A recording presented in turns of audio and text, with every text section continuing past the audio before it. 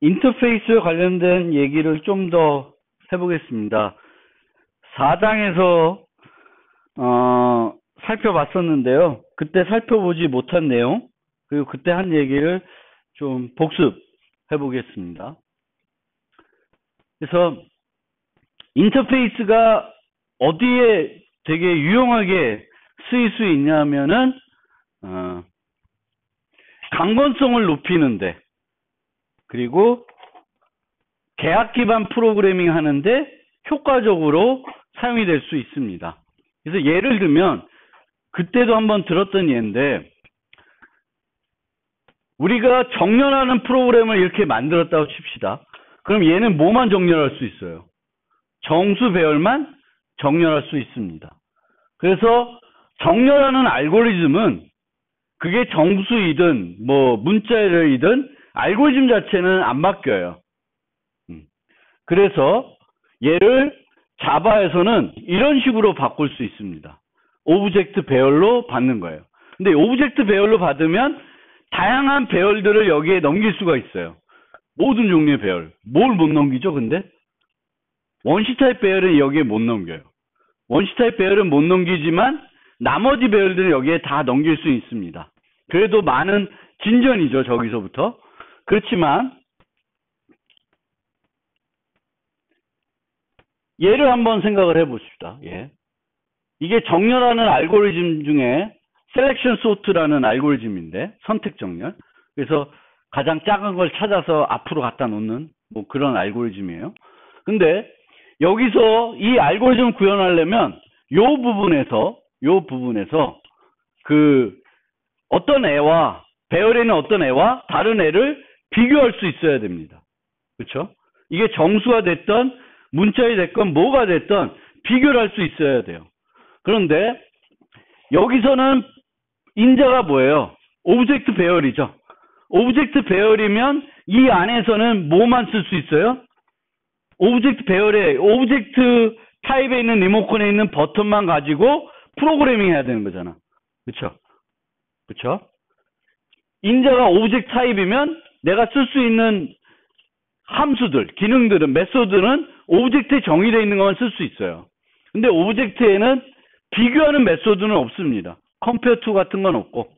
그리고 많은 클래스들마다 서로 다른 이름의 비교하는 메소드를 만들면 프로그래밍 할 수 있을까요? 프로그래밍 할 수가 없겠죠.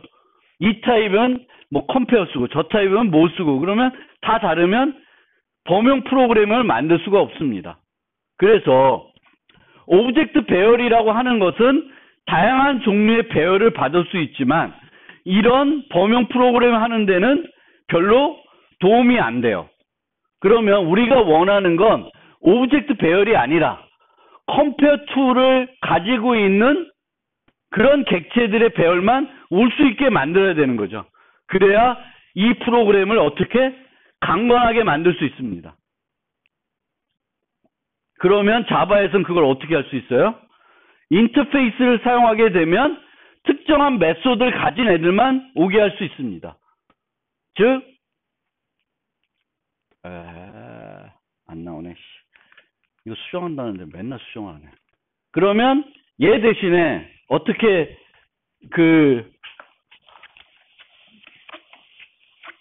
어떻게 만드냐면은 void sort comparable 배열 이렇게 되면 이 배열은 뭐만 받을 수 있어요? 어떤 객체들의 배열? comparable 인터페이스를 구현한 객체들로 구성된 배열만 받을 수 있겠죠. 그럼 여기서 compare to를 쓰면 아무런 문제가 안 생기겠죠. 그리고 compare to가 없는 애들은 이 배열에 전달할 수가 없게 됩니다. 되게 강건해지겠죠. 그렇죠? 얘를 혹시 C를 아시는 분은 C에서는 범용 프로그래밍 하려 그러면 이렇게 T라는 템플릿을 쓸 거예요. C에서는. 그러면 C에서는 비교할 때 어떻게 비교를 할까? C가 아니라 C++에선 어떻게 비교를 할까? C++에서. C++에서 이런 범용 프로그램을 한다. 템플릿 썼다. 그럼 어떤 거를 여기서 어떻게 할까요? T가 아니라 A, I, A, J를 서로 비교할 때 뭘 쓰냐면은 연산자를 쓸 거예요. 그런데 이거는 실행 시간에 언제 문제가 될까? T가 뭘 못 갖고 있으면 이거 안 될까요? 이 연산자를 제정해 놓고 있지 않으면은 동작을 안 하게 됩니다. 그런데 얘는 어때요? 얘는 동작 안 할 일이 없죠. 실행 시간에. 여기에 올 수 있는 애들은 compare to 메소드를 가진 애들만 올 수 있어요. 그래서 얘와 얘를 비교해 보면 그 차이를 확실히 느낄 수 있습니다. 인터페이스가 얼마나 범용 프로그램 할 때 유익하게 쓰는지, 특히 범용 메소드를 만들 때 유익하게 쓰일 수 있다라는 겁니다. 인터페이스라는 게. 그러니까 범용 메소드라는 거는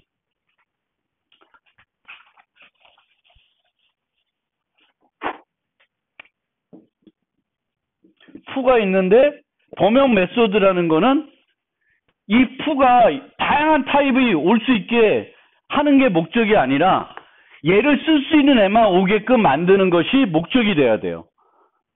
푸는 얘를 범용 메소드를 만드는 범용 정렬이다. 정렬할 수 있는 애들만 와야 돼요.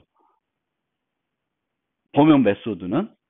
그래서 범용 메소드다. 그러면 모든 타입을 처리하겠다는 게 아니에요. 모든 타입을 처리하겠다는 게 아니라 특정한 애들만 처리하겠다는 거예요. 한 가지만 아니라 여러 가지인데 어떤 조건을 갖춘 애들만 처리하겠다는 거예요. 그런데 다른 언어에서는 그 조건을 지정할 수가 없어요. 근데 자바는 어떻게 지정할 수 있어요? 인터페이스를 가지고 조건을 지정할 수 있습니다. 요 메소드는 예를 들면 flyable 이렇게 지정하면 어떻게 돼요? 뭐만 와요? flyable 인터페이스 구현한 애들만 올 수 있어요. 물론 C++도 이렇게 인터페이스 흉내낼 수 있지만 원래는 C++은 인터페이스라는 개념은 없었어요. 그래서 이 인터페이스는 이런 어떤 애들을 함수에 제한시키는데 매우 효과적이다. 제한시키는 이유는 뭐예요? 강건하게 만들기 위해서 그래요. 여기에 올 수 있는 애들만, 올 수 없는 애들은 아예 문법적으로 이 함수를 호출할 수 없도록 만드는 거예요. 그게 인터페이스가 갖고 있는 중요한 역할이 되겠습니다. 이제 몇 장이야? 여기 어디지? 오, 지웠다. 10, 11, 12, 13. 13장 되면 이 템플릿을 소개할 텐데 템플릿을 쓴다고 해결되진 않아요. 이 문제가. 컴페어블 쓰는 문제가 소트에서 해결이 되지 않습니다. 템플릿은 어떤 도움이 될까 혹시? 템플릿은 어떤 도움이 될까? 템플릿 쓰게 되면 불필요한 타입 변화는 안 해도 돼요. 그런 이점이 있어요. 그렇지만 템플릿 쓴다고 해서 여기에 이제 인터페이스의 역할이 없어지지가 않습니다. 이 소트는 뭐만 와야 돼요? 컴페러블 한 애들만 와야 되는 거예요. 그래야 강건하게 만들 수 있습니다. 그래서 이렇게 구성한다고 해서 강건해지지가 않는다는 거예요. 그거는 요 얘기는 이제 템플릿 가서 추가적으로 설명드리겠습니다.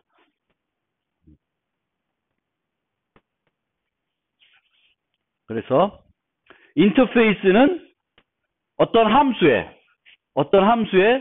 특정한 기능을 가진 애들만 오게끔 제한하는데 효과적으로 쓰일 수 있습니다. 그리고 우리가 많이 쓰는 인터페이스 중에 하나가 뭐냐면은 컴페어블이라는 거예요. 이 컴페어블은 어떤 메소드가 선언되어 있냐면 compare to가 선언되어 있어요. 그래서 자바에서는 비교할 때 두 가지 메소드를 쓰게 되는데 equals라는 걸 쓰게 되겠고 또 뭘 써요? compare to라는 걸 쓰게 됩니다. equals는 어디에 정의되어 있는 거예요? 오브젝트에 정의되어 있어요. 그러니까 모든 객체가 다 가져요. 그런데 오브젝트에 있는 걸 그대로 쓰면 안 되겠죠. 다 재정의를 해줘야 돼요. compare to는 어떤 클래스에 정의되어 있는 게 아니라 어디에? 인터페이스에 정의되어 있습니다. 그러면 템플릿이 나오기 전에는 이런 형태가 됐었어요. 여기에 뭐가 들어와? 오브젝트가 되겠죠. 그렇죠? 다양한 애들에서 구현을 해야 될 텐데 어떤 애들이 올지 모르니까 여기에 타입을 지정해 놓을 수가 없죠. 그러면 자바 템플릿 나오기 전에는 여기다 뭘 지정을 해요? 오브젝트를 지정하게 됩니다. 근데 템플릿 나오게 되면 t를 쓰고 여기다 t를 쓰게 돼요. 그럼 어떤 차이가 있는지 여기서 보여드릴 수 있겠네. 자, 예전에는 이렇게 구현을 해야 돼요. 컴페어 하면 여기에 뭐가 와요? 뱅크 카운트를 쓸 수 없고 뭘 써야 돼요? 여기가 오브젝트니까 얘를 재정의하려면 여기에도 뭐가 와야 돼요? 오브젝트가 와야 돼요. 그럼 안에서 어떻게 해야 돼요? 뱅크 카운트는 또 뭐랑 비교하겠어요? 뭐 강아지랑 비교하진 않겠죠. 그럼 뭐가 오는 거예요 원래는? 뱅크 카운트가 와야 되겠죠. 두 개의 뱅크 카운트를 서로 비교를 해야 되겠죠. 그러면 여기서 뭐가 필요해요? 요 아더를 뱅크 카운트로 변환시켜야 돼요. 타입 변환이 필요한 거예요. 그런데 템플릿이 되면 컴페어블 여기다 뭘 써요? 뱅크 카운트를 쓰게 되겠고 여기에 뭐가 와요? 뱅크 카운트를 쓸 수가 있게 됩니다. 그러면은 뭐가 없어요? 아까 비교했을 때 차이가 뭐예요? 차이가 타입 변환을 안 해도 된다는 거예요. 그러니까 템플릿의 도입은 뭘 줄여줘요? 기존의 자바에서 템플릿 없을 때 비교했을 때 타입 변환을 안 해도 되게끔 해줍니다. 타입 변환을 안 해주게 해주고 타입 강원성이 좀 더 높아지죠. 그쵸? 여기가 오브젝트면 여기에는 뭐가 올 수 있어요? 뱅크 카운트 말고도 다양한 것이 올 수 있죠. 그쵸? 인자가 오브젝트면 뱅크 카운트 말고도 다양한 것이 올 수 있습니다. 그러면은 이 변하는 과정에 강아지가 왔어. 그럼 어떻게 될까? 변하는 과정에. 예외가 발생하겠죠. 죽어버립니다. 그런데 여기서는 강아지를 전달할 수조차가 없게 됩니다. 그래서 템플릿 쓰게 되면 강건성을 높일 수가 있고 또 뭐 타입 변환해야 되는 일들을 줄여주게 됩니다. 그리고 우리가 비교를 할 때 잔액과 잔액을 비교한다 생각하면 컴페어 투는 이 결과가 0이면은 두 개 비교한 게 뭐예요? 같다는 거고 더하기가 양수이면 앞에 있는 게 더 크다는 거고 음수이면 뒤에 있는 게 더 크다는 거예요. 컴페어 투 했을 때 이 결과가 요 인트가 양수이면은 앞에 있는 게 크다는 거고 음수이면 앞에 있는 게 더 작다는 거예요. 그래서 우리가 비교를 할 때 이런 식으로 코딩할 수도 있는데 이거 대신에 항상 비교는 어떤 개념이다? 뺄셈 개념을 생각하시면 돼요. 그럼 두 개를 뺐을 때 같으면 0이 될 테고 얘가 더 크면 양수가 될 테고 얘가 더 크면 음수가 되겠죠. 그래서 이렇게 코딩하는 게 아니라 우리가 어떤 정수를 비교하면 이렇게 코딩할 수 있어요. 간단하게. 그런데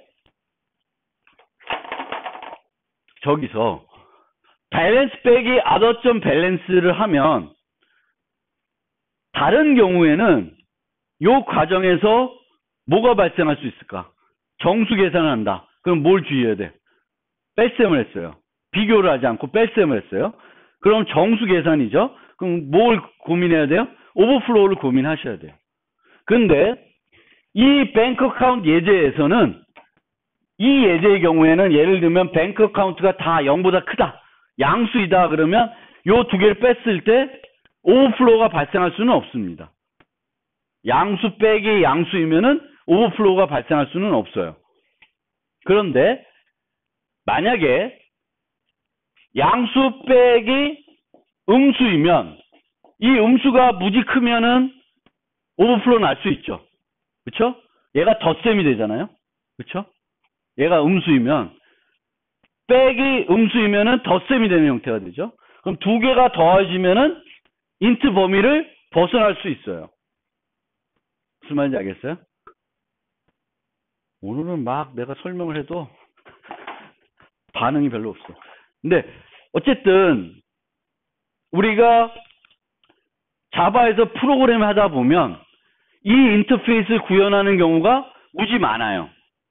무지 많이 필요하게 됩니다. 컴페어 툴을. 왜냐하면 우리가 내가 정의한 클래스에서 두 개의 객체들을 서로 비교해야 되는 경우가 많아요. 그럼 비교해야 되는 경우가 많으면 이 인터페이스를 구현해가지고 컴페어 툴을 여러분들이 원하는 대로 구현을 해줘야 돼요. 구현해줘야 되는데 정수와 정수를 비교할 때는 이런 식으로 코딩을 하지 말고 뺄셈을 해서 좀 더 간단하게 구현할 수 있는데 그 뺄셈할 때는 뭘 주의해야 돼요? 오버플로우를 주의하셔야 돼요. 이 값들의 특성을 보고 주의하셔야 되겠고 오버플로우가 걱정되면 빼지 말고 요걸 쓰시면 됩니다. 요걸 쓰면은 알아서 해줘요. 오버플로우를 안 내게끔 알아서 해줍니다. 그러니까 내가 오버플로우를 신경 쓰지 말, 걱정이 되면 빼는 대신에 얘를 쓰면 돼요. 그럼 얘네들이 인티저가 아니다. 근데 비교하고 싶다. 그럼 뭘 쓰면 돼? 더블이다. 그럼 더블 컴페어가 있어요. 플로트 컴페어가 있고 그러면 좀 더 정확성을 높여서 비교를 해줍니다. 여러분들이 빼는 것보다. 부동소수에서는 뺄셈은 또 뭐가 문제돼요? 오버플로우보다는 뭐가 문제돼요? 정확성에서 문제가 돼요. 그래서 그 정확성을 극복하려면은 그냥 빼지 말고 뭘 쓴다? 더블 컴페어를 쓰시면 돼요. 그럼 두 개를 비교하면 좀 더 정확하게 비교를 해줍니다. 알겠죠?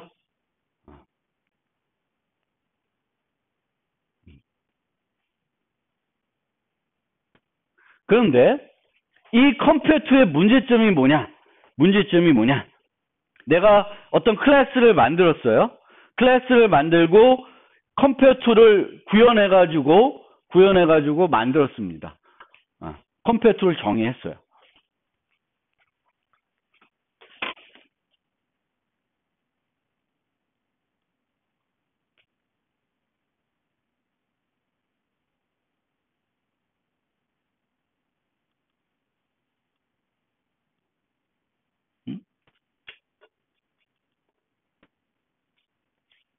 이렇게 컴페어투를 이렇게 정의했습니다. 컴페어투를 학생 객체가 있는데 컴페어투를 이 학생은 이름, 학번, 학년 세 가지 정보를 가지고 있는데 컴페어 할 때는 뭐만 갖고 비교해요? 이름만 갖고 비교하고 있습니다. 이름만 가지고 비교하고 있어요. 그러면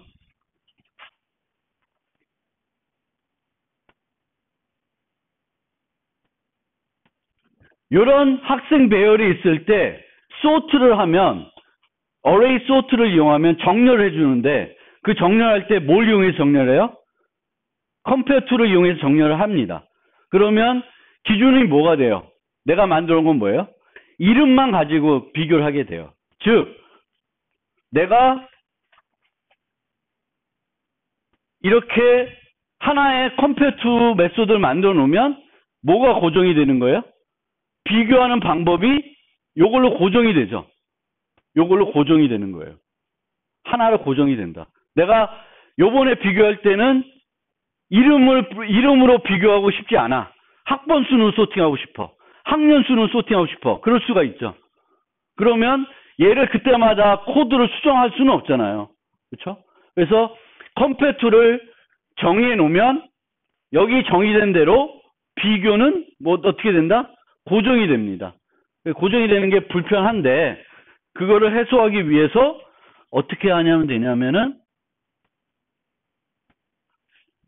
소트를 할 때 여기다가 이렇게 하면 배열만 넘기면은 기본적으로 뭘 써요? 그 배열의 객체들의 컴페어툴을 활용하게 됩니다. 근데 내가 그거 말고 다른 걸 활용하라 그러면 그 비교하는 것들을 만들어 주시면 돼요. 그래서 여기서는 클래스를 만들었고 여기서는 여기서만 쓰고 말 거니까 클래스를 요 순간에 정의하고 있습니다.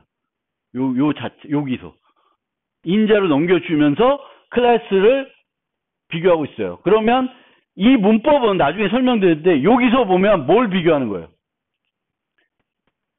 학년 갖고 비교하는 거죠. 그럼 학년 갖고 소팅을 해줘요. 그래서 compare to는 어떻게 된다? 뭐야? compare to를 하나 만들어 놓으면 이렇게 쓰게 되면은 내가 만들어 놓은 compare to 이용해서 정렬을 해줘요.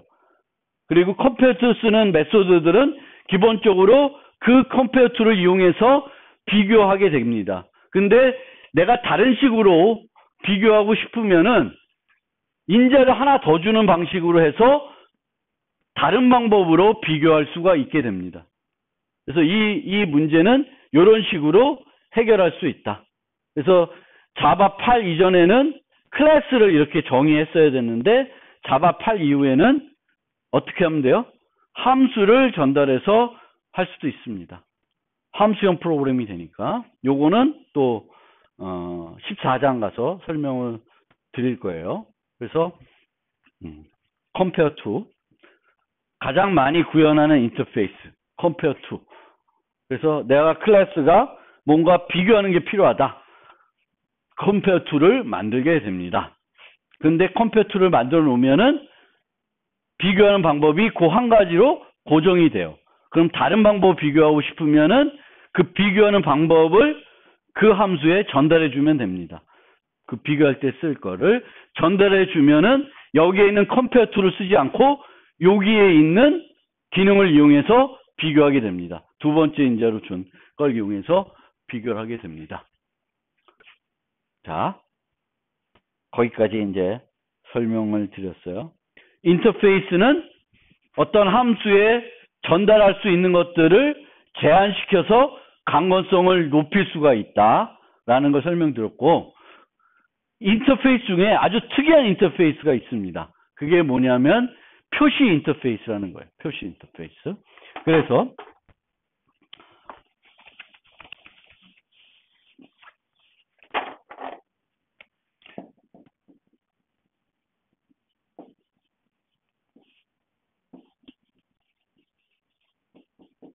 이런 인터페이스가 있으면 클래스 A가 implements I 하게 되면은 얘는 뭘 반드시 제정해야 돼요? full을 제정해 줘야 되죠. 그렇죠? 만약 제정이 안 하면 어떻게 돼요?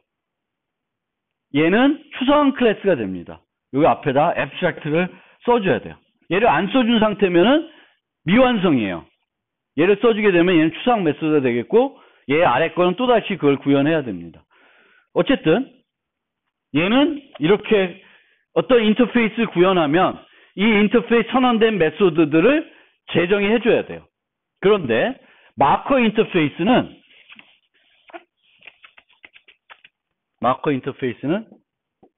인터페이스 M인데 아무것도 없어. 아무것도 없어요. 인터페이스 안에 아무것도 없는 상태예요. 그러면 class A implements M 이렇게 되면 얘는 뭘 해야 되는 게 있나요? 없나요? 없죠. 해야 될 게 없어요. 그러면 왜 이런 인터페이스를 비인터페이스를 쓸까? 그게 이제 의문이 되는데 이 경우에는 A instance of M 이렇게 되면 이 값은 뭐가 될까요? true가 될까? false가 될까? A는 M 타입에 유지할 수 있어요? 없어요? 유지할 수 있죠? 그쵸? 이 인터페이스를 구현하고 있으니까 A는 M 리모컨에 유지할 수 있어요. 근데 M 리모컨에는 뭐가 있어? 버튼이 하나도 없죠. 그렇지만 요걸 따질 수가 있습니다.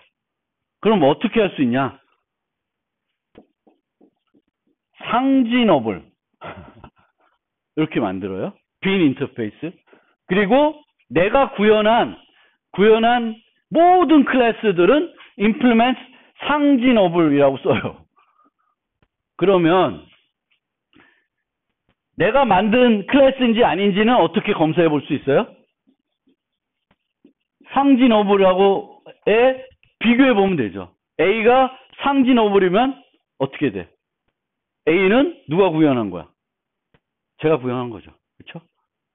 이제 그런 식으로 어떤 클래스가 어떤 특성을 갖고 있다고 분류할 수 있습니다. 뭘 통해서? 빈 인터페이스를 통해서 할 수 있어요. 근데 자바 라이브러리에서 사용하는 이런 빈 인터페이스가 두 개가 있습니다. serializable하고 clonable 두 가지가 있어요. 그래서 serializable은 어디서 쓰이냐면은 객체를 파일 시스템에 저장할 때 쓰여요. clonable은 복제가 가능하다 안 하다라는 걸 나타내기 위해서 clonable을 쓰게 됩니다. 근데 얘와 얘가 빈 인터페이스인 이유가 좀 달라요. serializable은 내 객체는 파일 시스템에 저장해도 아무 문제가 없다라고 얘기하는 거예요. 그래서 그거를 정의하기 위해서 serializable 합니다. 그러니까 내가 어떻게 하냐면 내 클래스를 보고 판단하는 거예요. 아, 이 클래스는 그냥 자바 라이브러리에 있는 객체 저장하는 거 가지고 저장해도 아무 문제가 안 된다고 생각을 하면 여기다 뭘 써주면 돼요? serializable 하다라고 써주시면 돼요. 뭘 구현해야 되는 게 아니라 특성을 보고 내가 내 클래스의 특성을 보고 하는 거예요. 근데 clonable은 좀 다릅니다. clonable은 클론이란 메소드가 어디에 있을까? 오브젝트에 있어요. 오브젝트에 정의되어 있어요. 그래서 clonable을 구현하더라도 모든 애들이 다 클론 메소드는 가지고 있게 됩니다. 그러니까 clonable은 여기에 클론이라는 걸 정의할 필요가 없어서 빈 인터페이스로 되어 있는 거예요. 왜? 클론 메소드는 어디에 있어요? 오브젝트에 있기 때문에. 그래서 둘이가 성격이 다른데 어쨌든 우리가 인터페이스를 빈 인터페이스로 만들 수가 있고 빈 인터페이스 통해서 이 클래스가 어떤 특성을 갖고 있다. 무슨 특성인지 모르는데 예를 들면 김상진이 만든 클래스다. 뭐 얘는 2019년도에 만든 클래스다. 뭐 이런 것들을 뭔가 필요로 하면 할 수 있다라는 거예요. 뭘로? 빈 인터페이스 가지고. 빈 인터페이스를 구현하는 사람들은 그냥 구현해도 문제는 없어요. 그래서 우리가 어떤 애들을 어쨌든 인터페이스는 그 인터페이스를 구현한 애들을 묶을 수 있죠. flyable이면 fly 메소드를 가진 애들을 묶을 수 있어요. 그거 마찬가지로 fly라는 메소드를 가지고 있지는 않지만 어떤 다른 이유, 김상진이 만든 거, 뭐 얘는 무슨 문제가 없는 거, 뭐 이런 것들을 우리가 빈 인터페이스를 통해서 그 기능을 제공할 수가 있게 됩니다. 그 다음에 자바 8부터는 인터페이스에는 원래는 그 이전부터는 메소드를 선언만 할 수 있었어요.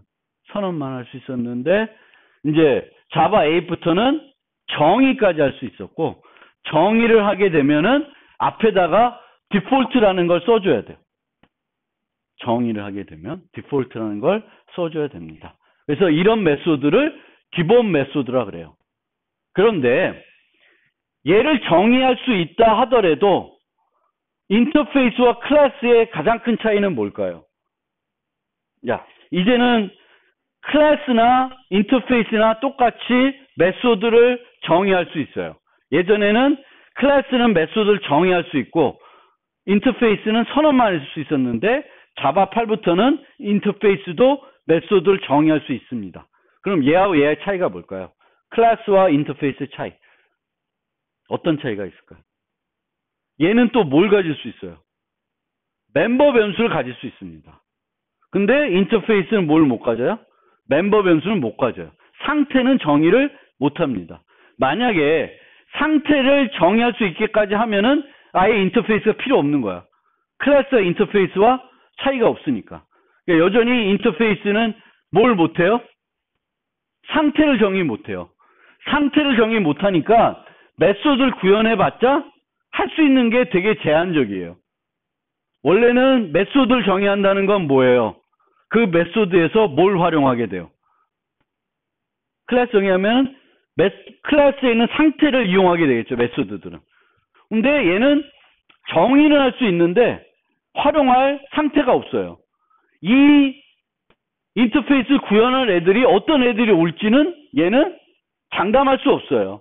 장담할 수 없고 그런 애들이 어떤 멤버 변수를 가질지 알 수도 없어요. 그러니까 코딩을 못하는 거죠. 그럼 여기서 유용한 메소드를 만들기가 무지 어렵습니다. 그래서 얘네들은 두 가지. 이렇게 예외를 발생시키게 만들거나 아니면은 빈 메소드로 디폴트 메소드를 만들게 됩니다.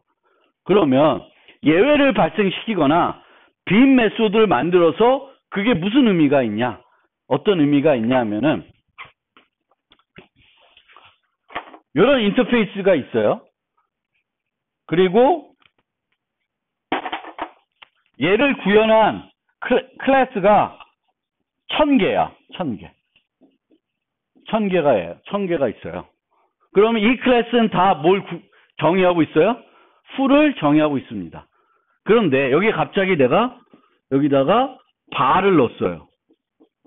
그럼 어떻게 돼? 얘네들 컴파일하면 이 1000개는 컴파일하면 어떻게 될까? 이 1000개는 다 문법 오류가 납니다.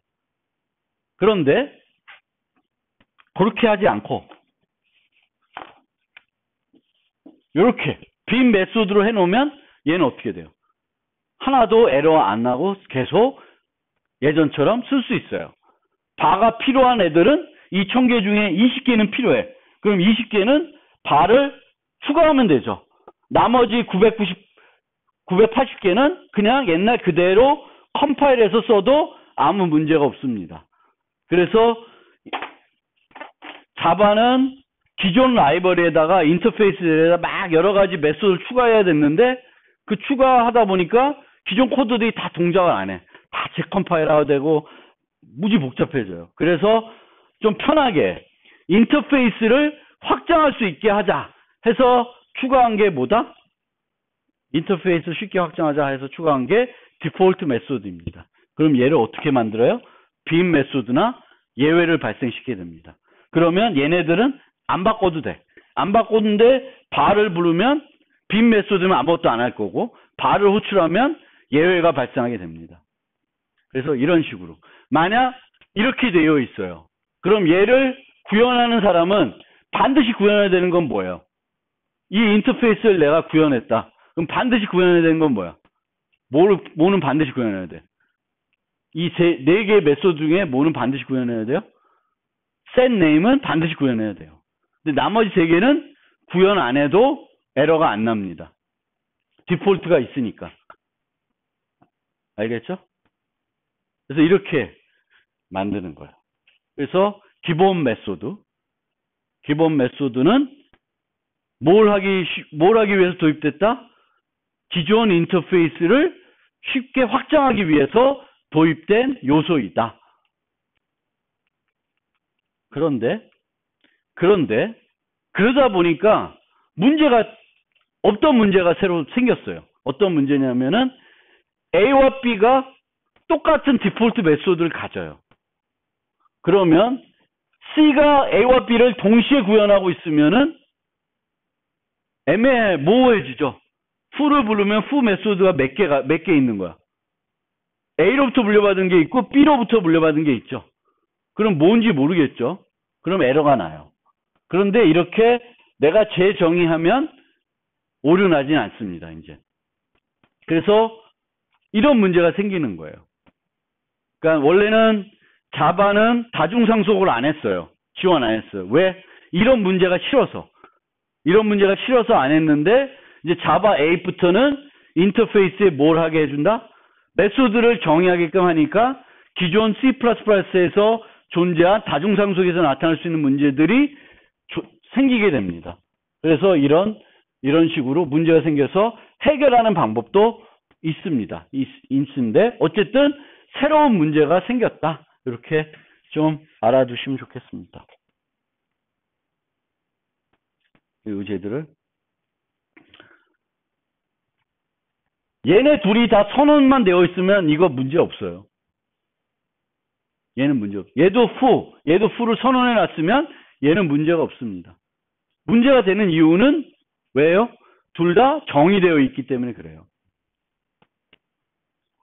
그런데 제가 말씀드렸듯이 디폴트 메소드는 빈 메소드나 예외만 발생하게끔 단순하게만 구현할 수 있는 게 대부분이다 라고 한 거예요. 왜 그렇게 얘기했어요? 이 메소드에 뭘 접근하기가 어려워요? 상태에 접근하기가 어렵습니다. 그런데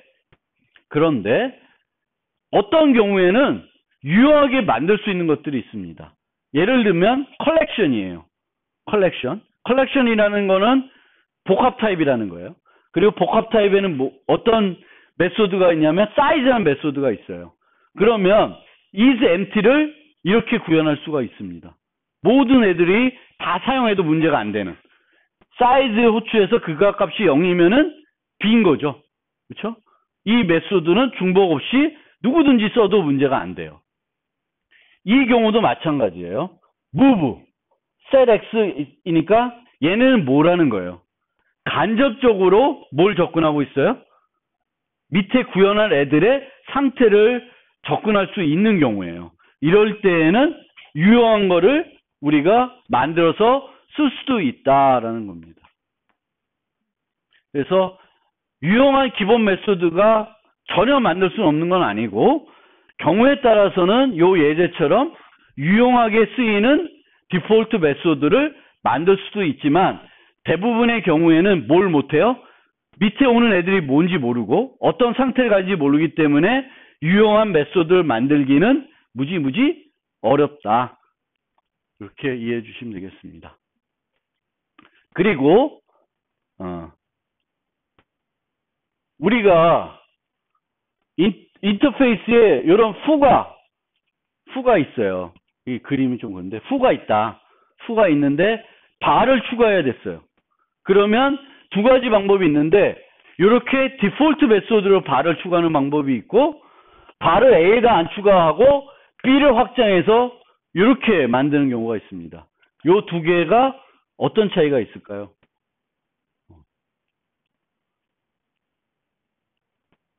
이렇게 하는 게 좀 더 객체지향 설계적인 측면에 보면 더 좋은 거예요. fu만 필요한 애는 뭘 구현하면 돼?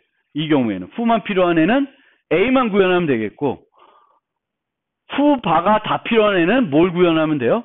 B 인터페이스를 구현하면 됩니다. 그래서 만약에 내가 fu가 있을 때 바가 추가했어야 됐을 때 방법 2가 있으면 방법 2를 생각해 보시는 것도 한 가지 솔루션이다. 이렇게 좀 생각을 해 보셨으면 좋겠습니다. 그리고 디폴트 메소드만 정의할 수 있는 게 아니라 인터페이스의 스태틱 메소드도 이제는 정의할 수 있게 했습니다. 자바 8부터는. 왜 그렇게 했을까? 궁금하지 않죠? 그러니까 여러분들이 공부를 할 때 지적 호기심이라는 게 이렇게 발동이 안 되면 학습 효과가 잘 안 나타나요. 그런데 우리가 공부를 하면서 뭘 이렇게 보잖아요. 그럼 저걸 왜 저렇게 했을까? 그게 이제 궁금한 사람들이 좀 더 학습 효과를 높일 수 있어요. 그럼 예를 들면 이제 이게 흐름이에요. 자바 8 이전에는 인터페이스에는 뭐만 할 수 있었어요? 메소드를 선언만 할 수 있었어요. 선언만. 그런데 자바 8 이후에는 인터페이스에 뭘 추가했냐면은 메소드에 정의할 수 있게 해줬어요. 메소드를 정의할 수 있게 했습니다. 그러면 우리가 이런 거를 봤을 때 왜 메소드를 정의할 수 있게 했냐라는 거를 이제 이해를 해야 되는 거예요. 궁금해해야 되고. 그래서 그걸 통해서 이 메소드를 정의하게 된 이유를 잘 이해해가지고 그거를 활용해야 될 겁니다. 그 다음에 얘가 메소드를 정의하게 하니까 추가적으로 스태틱 메소드도 정의하게끔 했습니다. 그러면 이건 왜 했을까? 이게 궁금해하지 않은 사람들은 이제 궁금해하는 사람과 비교했을 때 이제 그 학습에 대한 효과가 좀 달라집니다. 그래서 여러분들이 이거 이래요 그러면 그게 왜 그럴까? 이걸 궁금해할 필요가 있고 그거를 알게 되면은 좀 더 그거에 대한 이해도가 높아지고 그렇습니다. 그래서 메소드를 정의할 수 있게 했습니다. 그러면 원래는 선언만 할 수 있었기 때문에 스태틱 메소드를 정의하게 되면 얘랑 어긋나죠. 그래서 예전에 그냥 선언만 할 수 있었어요. 얘를 허용하니까 얘도 허용하는 게 별로 문제가 안 되는 거예요. 이제는 메소드 정의할 수 있는데 스태틱 메소드를 정의하지 못하게 하는 건 오히려 더 이상한 거예요. 그래서 얘를 정의하게 했으니까 얘도 정의하게 해주자. 근데 얘를 정의하게 하면 무슨 이점이 있냐면은 예전에는 여기 보면 컬렉션이라는 인터페이스가 있고 이 인터페이스들이 유용하게 쓸 수 있는 스태틱 메소드는 여기다 구현하지 못하고 어디다 구현하냐면 별도 클래스를 만들어야 됐어요. 그러니까 항상 자바에는 8 이전에는 인터페이스 하나, 유틸리티 클래스 하나, 두 개가 이렇게 따라다녀요. 그럼 번거롭잖아. 근데 이제는 이제 인터페이스 하나, 유틸리티 클래스 하나가 아니라 이거를 합칠 수가 있습니다. 이제 자바 8부터는. 자바 8 이후에는 요 하나만 만들어서 필요한 스태틱 메소드를 별도로 만드는 게 아니라 여기다 다 넣을 수 있어요. 그래서 내가 인터페이스 만들면서 이 인터페이스에 쓸 수 있는 스태틱 메소드들도 함께 들어가지고 클래스의 수를 줄일 수 있게 해줍니다. 그래서 이제 자바 8부터는 이제 스태틱 메소드도 인터페이스에 구현할 수 있다. 그리고 추가적으로 뭐도 하게 되냐면 프라이빗 메소드도 추가할 수 있게 해줬어요. 안 됐었는데 이것까지 이제 됩니다. 자바 9부터는. 자바 8에 디폴트 메소드를 도입했을 때는 프라이빗 메소드를 도입 못했어요. 그런데 이렇게 여러 개의 메소드들을 만드는데 이 메소드에 햄이라고 하는 공통 요소의 코드가 들어가요. 공통 요소가 들어가요. 그러면 자바 8에서는 이 햄이라는 거를 별도 이렇게 디폴트 메소드로 만들어줘야 됩니다. 근데 이게 번거로워요. 얘는 이 인터페이스 일부가 아니라 여기서만 필요한 거예요. 이걸 구현한 사람 요 세 개만 쓰면 되지 얘를 후추해서 사용할 일은 아닌데 자바 8에서는 이게 만들 수가 없으니까 얘도 추가가 돼버리는 거예요. 그러면 이제 햄도 부를 수 있게 돼버린 거지. 그런데 이제 자바 9부터는 어떻게 해요? 프라이빗 메소드를 만들 수가 있어요. 그러면은 햄은 어때요? 요 내부에서만 쓰이고 밖에서는 못 부르게 되는 거죠. 이게 없었어요. 자바 8에서는. 그래서 9 이후에는 프라이빗 메소드를 만들 수 있게 해줬다.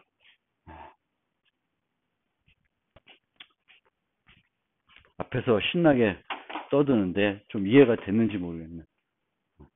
그래서 오늘 한 얘기를 요약하면 인터페이스가 왜 중요하고 인터페이스가 어떤 역할을 하는지를 설명해 드렸습니다. 아까처럼 foo flyable 하면은 flyable인 애들만 그 함수가 받아줄 수 있게 해서 프로그램의 강건성을 높일 수 있게 됩니다. 그리고 자바 8 이후에는 인터페이스에 뭘 할 수 있게 됐어요? 메소드를 정의할 수 있게 됐고 스태틱 메소드를 정의할 수 있게 되고 자바 9 이후엔 뭐도 돼요? 프라이빗 메소드까지 나와 있습니다. 그래서 그거를 잘 이해해 주셨으면 좋겠습니다. 그리고 여러분들은 뭘 익혀야 되냐면